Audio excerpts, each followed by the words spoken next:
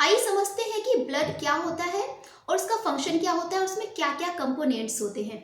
तो सबसे पहले अगर बात करें ब्लड की, blood is a connective tissue fluid that consist of plasma, blood cells and platelets. यानी बात करें ब्लड की, तो ब्लड में क्या क्या कंपोनेंट्स होते हैं। तो ब्लड में प्लाज्मा होता है, प्लेटलेट्स और डब्ल्यूबीसी होती हैं और रेड ब्लड सेल्स होती हैं।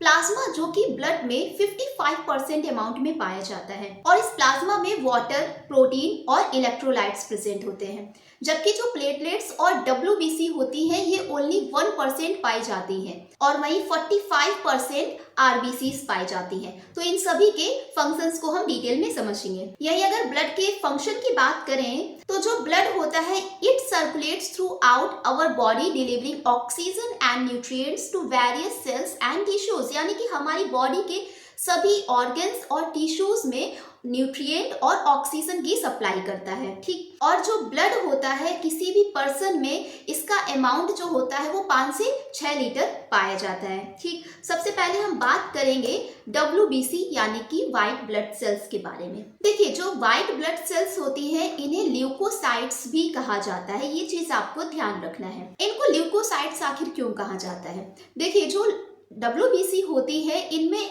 हीमोग्लोबिन एब्सेंट होता है, इस वजह से जो डब्ल्यूबीसी होती है वो वाइट होती है और इनको ल्यूकोसाइट्स कहा जाता है। और यही अगर इनकी ऑरिजिन की बात करें तो इसकी ऑरिजिन होती है बोन मैरो से, जिसे हिंदी में अस्थि मज्जा कहते हैं। नेक्स्ट इसका फंक्शन देखते हैं। देखिए, जो डब्ल्यूबीसी होती है It responsible for fighting foreign pathogens such as bacteria, virus and fungi। यानी कि जो WBC श्वेत रक्त कणिकाएं होती हैं ये हमारे शरीर में जो भी वायरस, बैक्टीरिया और फंगस होते हैं उनके अगेंस्ट ये लड़ती हैं। तो इस तरीके से ये हमारे शरीर की रक्षा करती हैं। जैसा कि आप वीडियो में देख सकते हैं कि ये WBC है और कोई भी वायरस और फंजाई, बैक्टीरिया कुछ भी हमारी बॉडी में अटैक करता है तो ये उसे ढूंढ के उसे किल कर देती हैं। ठीक है, नेक्स्ट है कि जो डब्ल्यूबीसी होती है ये आखिर इनका अमाउंट कितना होता है। जो डब्ल्यूबीसी होती है ये हमारे ब्लड में 4500 से 11000 पर क्यूबिक मिलीमीटर में प्रेजेंट होती है। ठीक है, आप डायग्राम में देख सकते हैं कि ये जो डब्ल्यूबीसी है, डब्ल्यूबीसी 5 टाइप्स की होती हैं। तो ये सभी डब्ल्यूबीसी हमारे ब्लड में मौजूद होती है और जो वायरस और बैक्टीरिया, फंगस होते हैं उनको ढूंढ ढूंढ के उसे किल कर देती है। ठीक है, अब इसमें एक टर्म आता है ल्यूकोपीनिया। अगर डब्ल्यूबीसी हमारे शरीर में कम हो जाती है तो इस टर्म को हम ल्यूकोपीनिया कहते हैं, जबकि अगर डब्ल्यूबीसी बढ़ जाती है तो उसे ल्यूकोसाइटोसिस कहा जाता है। नेक्स्ट है कि जो डब्ल्यूबीसी होती है इनको 2 टाइप्स में डिवाइड किया गया है, एक ग्रैनुलोसाइट्स और एक ए ग्रैनुलोसाइट्स। अब देखिए, जो ग्रैनुलोसाइट्स होती हैं इनमें इओसिनोफिल्स, बेसोफिल्स और न्यूट्रोफिल्स होती हैं, जबकि जो ए ग्रैनुलोसाइट्स होती हैं इनमें मोनोसाइट्स और लिम्फोसाइट्स होती हैं। तो इस तरीके से टोटल 5 टाइप्स की डब्ल्यूबीसी होती हैं। तो आइए इन्हें भी हम डिटेल में समझते हैं। तो देखिए, इस वीडियो में आप देख सकते हैं कि ये 5 टाइप्स की डब्ल्यूबीसी है। ये जो आप ऊपर देख रहे हैं तो ये तीनों ग्रैनुलोसाइट सेल्स होती हैं, क्योंकि इनमें जो इनका जो साइटोप्लाज्म होता है इसमें छोटे छोटे से ग्रैन्यूल्स प्रेजेंट होते हैं, कुछ कण प्रेजेंट होते हैं, इसलिए इन्हें ग्रैनुलोसाइट्स सेल्स कहा जाता है।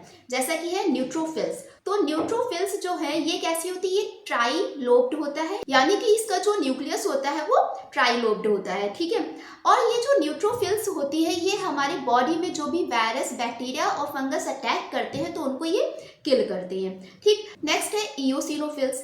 इओसिनोफिल्स जो होते हैं ये बाइलोब्ड स्ट्रक्चर होता है, या इनका जो न्यूक्लियस होता है वो बाइलोब्ड होता है। और ये जो इओसिनोफिल्स होती है ये हमारी बॉडी में जब कोई एलर्जी होती है ना तब इनका नंबर ज़्यादा बढ़ जाता है, क्योंकि ये हमारी बॉडी को एलर्जी से प्रोटेक्ट करती हैं। ठीक, नेक्स्ट है बेसोफिल। जो बेसोफिल होती है ये अस्थमा में इनका इंपॉर्टेंट रोल होता है। ठीक है, अब आते हैं ए ग्रैनुलोसाइट्स पे। जो ए ग्रैनुलोसाइट्स है इनमें आपकी लिम्फोसाइट्स आती हैं और मोनोसाइट्स आती हैं। लिम्फोसाइट्स जो होती है ये एंटीबॉडी का प्रोडक्शन करती हैं और हमारी बॉडी की इन्फेक्शन से प्रोटेक्शन करती हैं। ठीक है, जबकि जो मोनोसाइट्स होती हैं, मोनोसाइट्स जो भी डेड मटेरियल होता है ब्लड में उसको हमारी बॉडी से क्लीन करती हैं। ठीक है, तो ये हो गया आपका डब्ल्यूबीसी के बारे में। नेक्स्ट हम पढ़ेंगे प्लेटलेट्स के बारे में। देखिए, प्लेटलेट्स क्या होती हैं। Platelets Platelets are teeny disc-shaped cells that help regulate blood flow when any part of the body is damaged. यानी कि जब हमारी बॉडी में कहीं भी चोट लग जाती है, कहीं भी ब्लड फ्लो स्टार्ट हो जाता है, खून बहने लगता है, तो उस दौरान हमारे ब्लड में जो प्लेटलेट्स होते हैं, जो ब्लड क्लॉटिंग फैक्टर होते हैं, वो एक्टिवेट हो जाते हैं और ये प्लेटलेट्स ब्लड को बहने से रोकते हैं, क्योंकि ये प्लेटलेट्स जो होती है वहां पे थक्का जमा देती है। जैसा कि आप वीडियो में देख सकते हैं कि कोई भी टिश्यू डैमेज हो गया, ठीक है, उससे ब्लड निकलने लगा, तो उस दौरान वहां पे प्लेटलेट्स और जो ब्लड क्लॉटिंग फैक्टर्स होते हैं वो आ जाते हैं और इस तरीके से वहां पे एक थक्का जम जाता है, जिसके कारण ब्लड फ्लो होना बंद हो जाता है। ठीक है, नेक्स्ट है आरबीसी। देखिए, अब आरबीसी यानी कि रेड ब्लड सेल्स, ये क्या होती है? तो सबसे पहले कि जो आरबीसी होती है इन्हें इरिथ्रोसाइट्स भी कहा जाता है, इस चीज को आपको ध्यान रखना है। Mature erythrocytes are biconcave and discoid shape.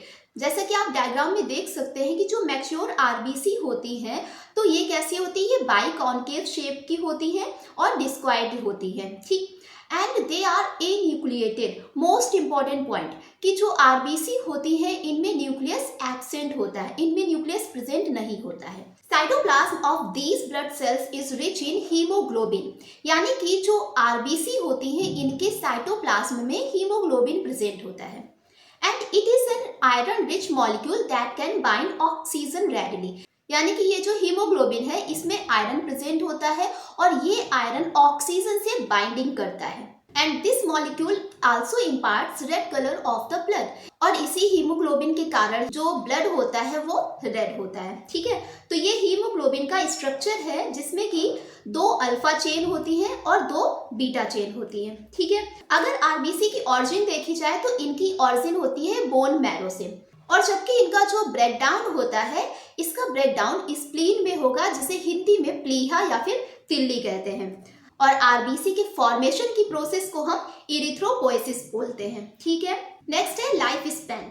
जो आरबीसी होती है इनका लाइफ स्पैन 120 डेज का होता है, यानी ये 120 दिन तक जीवित रहती है, इसके बाद वो डिस्ट्रॉय हो जाती है। ठीक है, अब देखते हैं इसका फंक्शन क्या होता है। देखिए, जो रेड ब्लड सेल्स होती हैं it bring oxygen to the tissue in body and release carbon dioxide to lungs to exhale, यानी कि जो रेड ब्लड सेल्स हैं ये हमारी बॉडी में जो भी ऑर्गन है, टिश्यूज है, वहां तक ऑक्सीजन को ले जाती हैं। इसके बाद जो टिश्यू और ऑर्गन होते हैं वहां से कार्बन डाइऑक्साइड को कलेक्ट करती है, और जब हम एक्सेल करते हैं तो उस दौरान हमारी बॉडी से कार्बन डाइऑक्साइड रिलीज हो जाती है। ठीक है, तो ये हो गया रेड ब्लड सेल्स के बारे में। तो अगर वीडियो इंटरेस्टिंग लगी, सारी चीजें समझ में आई, तो प्लीज वीडियो को लाइक कर दें, चैनल को सब्सक्राइब कर दें और इसे अपने सभी दोस्तों के साथ, फ्रेंड्स के साथ शेयर करें। तो पढ़ते रहिए, मस्त रहिए। Thanks for watching.